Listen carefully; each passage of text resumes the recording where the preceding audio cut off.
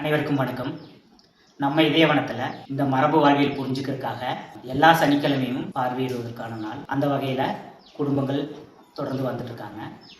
அதே நேரத்தில் பள்ளி குழந்தைகளும் இந்த மரபு சார்ந்த வாழ்வியல் மற்றும் மரபு சார்ந்த அறிவுகளை தெரிஞ்சுக்கிறதுக்காக கடந்த வாரம் பள்ளி குழந்தைகளும் வந்திருந்தாங்க.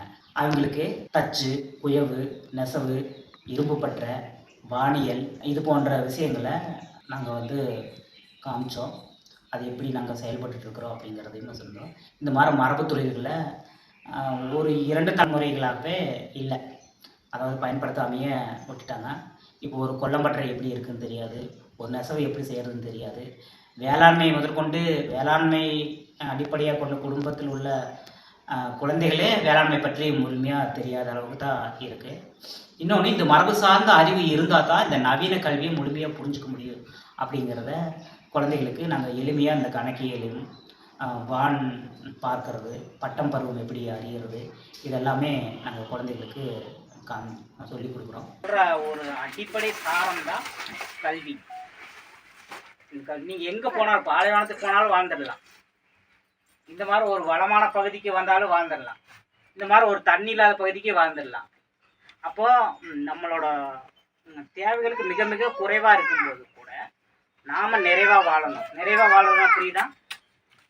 உண்ண உணவு, இருக்க இடம், உடை, இதெல்லாம் நமக்கு தேவையானது இருக்கும்போது நிறைவானது. இப்போ எனக்கு குடிக்கிறதுக்கு தண்ணி இருக்குது, நான் குடிச்சுக்கிறேன். மரபு சார்ந்த அறிவு தான் தற்போது இருக்கிற நவீன கல்வியை இன்னும் ஆழமாக புரிஞ்சிக்க முடியும். இப்போ இந்த மரபு சார்ந்த அறிவு இல்லாததுனால தான் அதனால இந்த கல்வியை சரியாக புரிஞ்சிக்க முடிகிறதில்லைன்னு என்னோட தனிப்பட்ட கருத்து. அந்த வகையில் நாங்கள் கல்விங்கிறது எந்த இடத்துக்கு போனாலும் அந்த நிலத்தை புரிஞ்சுக்கிட்டு அந்த நிலத்தில் நிறைவாக வாழ சொல்லி கொடுக்குறதா கல்வி. 3 கம்பம் நட்டுருக்கிறதுல அது பார்த்தீங்கன்னா சூரியனோட நகர்வை கவனிக்கிறதுக்காக. சூரியனோட நகர்னா பூமியோட நகர்வு தான். நம்ம அதை பார்க்கும்போது சூரிய நகர்வாக பார்க்க போகிறது. மேலே கம்பி கட்டிக்கிற மாதிரி பார்த்தீங்களா? யாருக்கு அந்த மேலே கம்பி கட்டிக்கிறது நிலவோட நகர்வை கவனிக்கிறதுக்காக. சரியா? அது ஒரு நாளைக்கு 13.3 டிகிரி நகருது. இந்த ஆய்வுக்காக நான் 6 வருடங்களாக கவனித்து அதை எடுத்து வச்சுருக்கோம். சரியா? அது 13.3 டிகிரி ஒரு நாளைக்கு நகருது. இது பூமி, நான் அந்த குளோபல் சுற்றுல ஒரு சுழற்சிக்கு 24 மணி நேரம் இருக்காது, ஒரு நாள் 360 டிகிரி. சரியா? தன்னைத்தான சுத்தருக்கு. சரியா? சுழல்தல் வேற, சுழற்சி வேற. சுழல்தல்ங்கிறது இந்த சுத்தர், சுழற்சிங்கிறது தன்னைத்தானே சுழற்சி, ஃபேன் சுற்றுல. அது போல் இந்த வாழ்வியல் இதயவன வாழ்வியலை நல்ல அனுபவமாக பார்த்து தெரிஞ்சுக்கிட்டாங்க. நிறைய கேள்விகள் மிக சிறப்பாக கேட்டாங்க.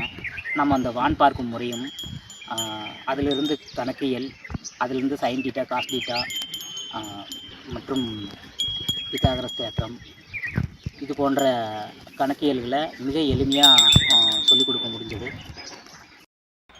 இன்னைக்கு ஆவணி மாதங்கிறதுனால அது அப்படி காட்டுது. ஆனால் நம்ம கணக்குப்படி ஆடி மாதம் சொல்லிட்டு இருக்கோம். ஆனால் வானத்தில் பார்க்கும்பொழுது எல்லாமே ஆமாங்க, ஆவணி மாதம். சரிங்களா? ஏன்னா இந்த நிலையில சொல்லி கொடுத்துருக்கோம். நம்ம பெருசுல ஒன்றும் பண்ண தேவையில்லை. இப்போ 6 மணிக்கு சூரியன் உதயமாகிறது, 12 மணிக்கு உச்சியில் இருக்குது, 6 மணிக்கு மறையுது இல்லையா? இரவு இப்படி சுற்றி நம்ம தான் சுற்றி வருது. அதாவது நம்ம சுற்றுறோம், ஆனால் அது சுற்றுறமா இருக்குது. இந்த வானியல் மூலமாகவே குழந்தைகளுக்கு முக்கியமாக கணக்கு ரொம்ப பிடிக்காத குழந்தைகளுக்குமே பிடிக்கும் அளவு இந்த வானியல் மூலமாகவே பித்தாகரஸ் தேற்றம், sine theta, cos theta, tan theta இது போன்ற விஷயங்களை எளிமையான முறையில் சொல்லிக் கொடுத்த முடிஞ்சது. அடுத்து பார்த்துட்டிங்கன்னா நம்மளோட உயிரெழுத்துக்கள்லேயே படைப்பிலிருந்து பரிணாம வளர்ச்சி வரைக்கும் எல்லாமே எப்படி அதில் அமைக்கப்பட்டிருக்கிறாங்க அப்படிங்கிறது, இதெல்லாமே நம்ம கல்வி பாடத்திட்டங்களே இல்லாத ஒன்று. இந்த மரபு சார்ந்த அறிவு தெரிஞ்சுக்கிட்டாங்கன்னா அவங்க கல்வியில், நவீன கால கல்வியில் மிகவும் மேன்மை அடைய முடியும். சவுண்டுங்கிறது நாதம், அது ரீச் ஆனோடனே உயிர் உருவாக்கணும். சரியா? அது அடுத்த பரிணாம வளர்ச்சி ஏற்படுத்துது. குட்டி போடுறது நம்ம புரியுது.